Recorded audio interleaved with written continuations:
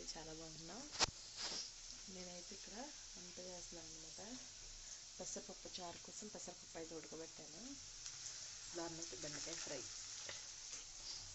Next మీకు చూపిస్తానండి. అందరూ ఇదిగోండి ఇక్కడ అన్నం కూడా అయిపోయింది అనమాట. అందరు నిద్రలో పోతున్నారు, ఎవరు లేవలేదు.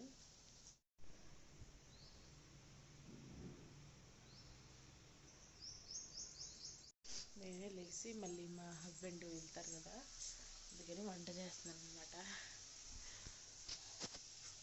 దాంట్లో పడుకుంటే మంచిగా నిద్ర వద్దును కానీ వాళ్ళు వంట చేయాలి, బాక్స్ పట్టుకెళ్తారు కదా, అందుకని.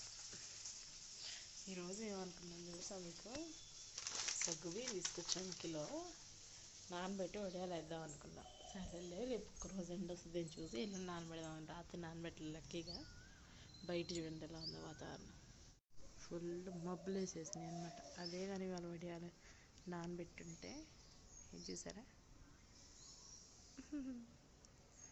ఆరే కాదనమాట అసలు.